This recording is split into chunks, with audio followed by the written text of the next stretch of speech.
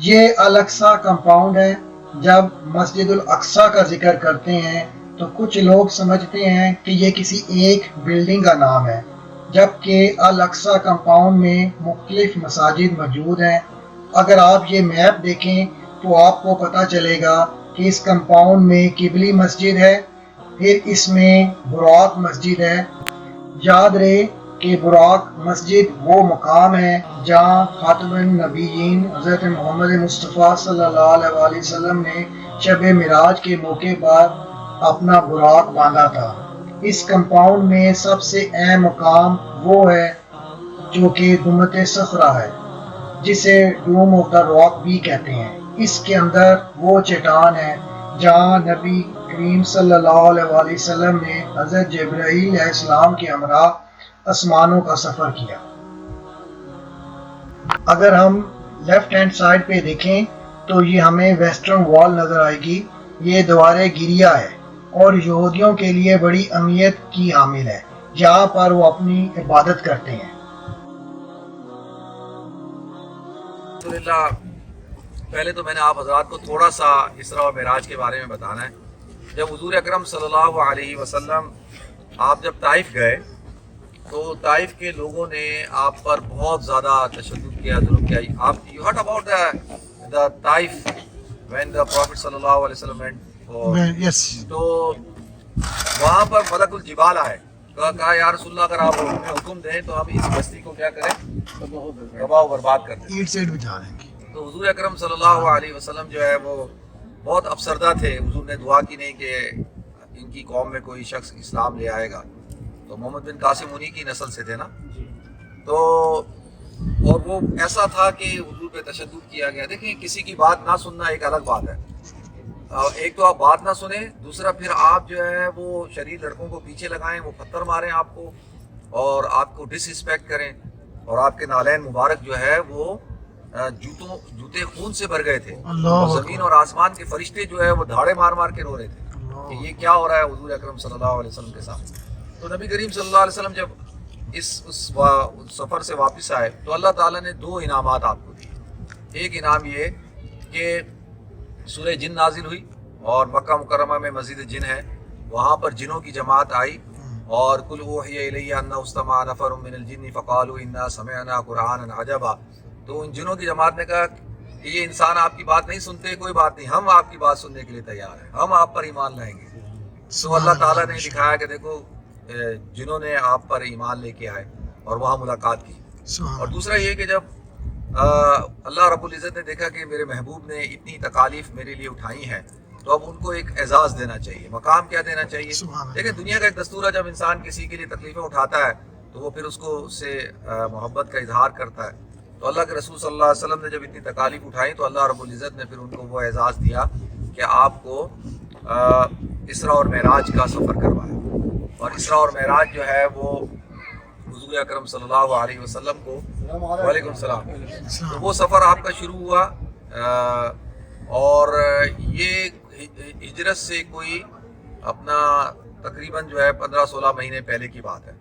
اور اللہ کے رسول صلی اللہ علیہ وسلم مکہ سے آپ یہاں آئے بیت المقدس۔ اچھا، میں نے جیسے آپ حضرات کو بتایا تھا کہ اللہ کے رسول صلی اللہ علیہ وسلم کا جب سفر شروع ہوا براق پہ، میں مختصراً بتا رہا ہوں کیونکہ میں نے 2-3 باتیں بتانی ہیں۔ تو آپ جب آئے، میں نے بتایا تھا صبح کے مدینہ منورہ میں آپ کو اتارا گیا، آپ نے 2 رکعت وہاں پڑھی، پھر آپ کو اپنا کوہ طور پہ اتارا گیا، اور پھر بیت لحم میں اتارا گیا، ٹھیک ہے، اور پھر چوتھا جو ہے وہ یہاں پر حضور اکرم صلی اللہ علیہ وسلم جو ہے یہاں پہ آئے۔ جب یہاں پہ آئے تو اس طرف وہ جو دیوار ہے وہاں پہ مسجد براق، سب سواریاں انبیاء کی وہاں بندھی ہوئی تھی، اور حضور نے بھی اپنی سواری وہاں باندھی۔ وہاں سے اللہ کے رسول صلی اللہ علیہ وسلم یہاں آئے۔ یہ قبۃ المعراج ہے، اس کو کہتے ہیں قبۃ المعراج، یعنی معراج کا قبہ، یعنی یہ یادگار ہے۔ اللہ کے رسول صلی اللہ علیہ وسلم یہاں آئے، اور یہاں آنے کے بعد تمام انبیاء کرام یہاں موجود تھے، اور اللہ کے رسول صلی اللہ علیہ وسلم نے یہاں پر جو ہے اس جگہ یہ قبۃ النبی صلی اللہ علیہ وسلم، یہاں پہ کھڑے ہو کر اللہ کے رسول صلی اللہ علیہ وسلم نے امامت کی، اور پھر اندر یہ پوری پہاڑی تھی، تو اندر حضور اکرم صلی اللہ علیہ وسلم اس پہاڑی پہ قدم رکھا سفرہ پہ، اور آپ یہاں سے ادھر چلے گئے آسمانوں کا آسمان چلے گئے۔ تو معراج کا جو ہے 3 سفر تھے، ایک مکہ سے مسجد اقصی وہ براق تھے، اور یہاں سے یہ ایسکیلیٹر ہوتا ہے نا جیسے لفٹ ہوتی ہے، تو یہاں کا عروج کہتے ہیں عارج یارجی کا مطلب چڑھنا. پھر یہاں سے آپ کا سفر شروع ہوا ساتوں آسمانوں کا، اور پھر سدرۃ المنتہا. سدرۃ المنتہا پہ حضرت جبریل علیحدہ ہو گئے، اور پھر سدرۃ المنتہا سے والنجم اذا ہوا ما ضل صاحبکم وما غوا وما ينطق عن الهوى ان هو الا وحی یوحی علمہ شدید القوى ذو مرۃ فاستوى وهو بالافق الاعلى ثم دنا فتدلى وكان قاب قوسین او ادنى فاوحى الى عبده ما اوحى. تو پھر اللہ رب العزت سے آپ کی ملاقات ہوئی، اور اللہ تعالیٰ نے پھر آپ کو 3 تحفے عطا کیے. ایک سورہ فاتحہ، سورہ بقرہ کی آخری 2 آیتیں، اور نماز کا تحفہ. اور یہ 3 تحفے لے کے اللہ کے رسول صلی اللہ علیہ وسلم اس امت کے پاس آئے. ٹھیک ہے، یہ ایک بات سمجھ میں آ گئی. تو یہ بڑی تاریخی جگہ ہے جس جگہ ہم بیٹھے ہیں. جب حضرت عمر رضی اللہ تعالیٰ عنہ آئے تو حضرت عمر نے پوچھا، ان کے ساتھ ایک یہودی عالم بھی تھے، تو ان سے پوچھا کہ بھئی حضور جب اسراء و معراج پہ گئے تو کہاں سے گئے؟ تو انہوں نے بتایا کہ بھئی یہاں سے گئے. تو پھر اس جگہ جہاں مسجد قبلی ہے تو وہاں پہ جو ہے کچرا پھینکا جاتا تھا. کیا پھینکا جاتا تھا؟ کچرا پھینکتے تھے. تو انہوں نے کہا کہ مسجد یہاں بناتے ہیں. تو انہوں نے کہا نہیں، یہاں اگر مسجد بنائیں گے تو اس طرف تو پھر لوگ سمجھیں گے کہ ہم کس کو، صخرہ کو سجدہ کر رہے ہیں. تو مسجد ہم کہاں بنائیں گے؟ آگے بنائیں گے تاکہ اس کی طرف پیٹ ہو. تو حضرت عمر نے پھر مسجد وہاں بنائی. تو اب آپ لوگ کہیں گے اب یہاں مسجد ہے، ہم نماز پڑھتے ہیں، تو وہ امام آگے کھڑا ہوتا ہے. پھر وہ جو مفتی الحسینی تھے انہوں نے دیکھا لوگ آتے ہیں یہاں پہ اور نماز نہیں پڑھتے اور پتھر کو چوم رہے ہیں، یہ کر رہے ہیں. تو انہوں نے پھر یہاں مسجد بنا دی.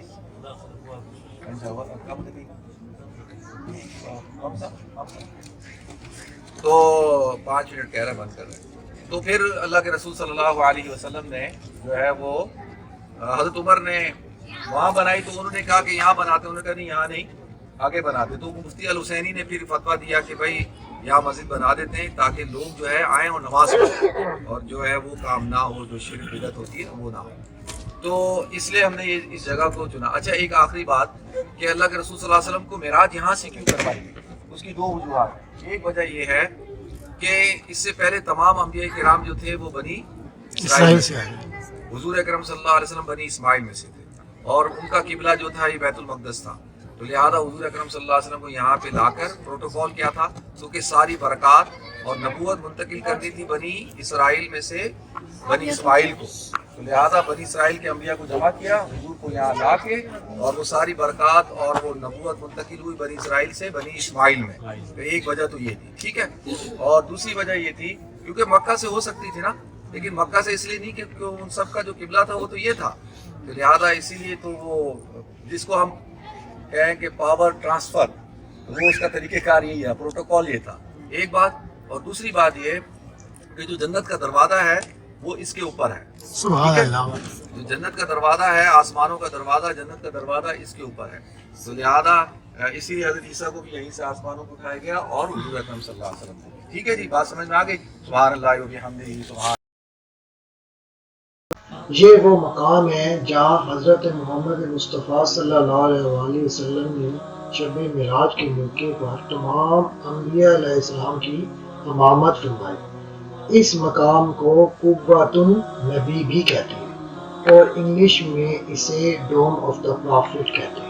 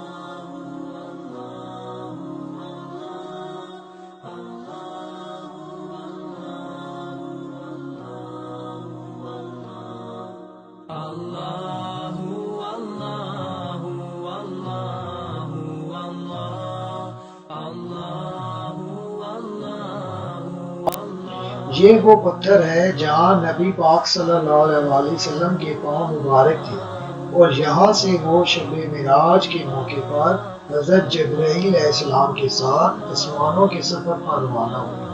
یہ پتھر ڈوم آف دا راک کے اندر ہے اور دنیا بھر سے زائرین اس کی زیارت کے لیے آتے ہیں۔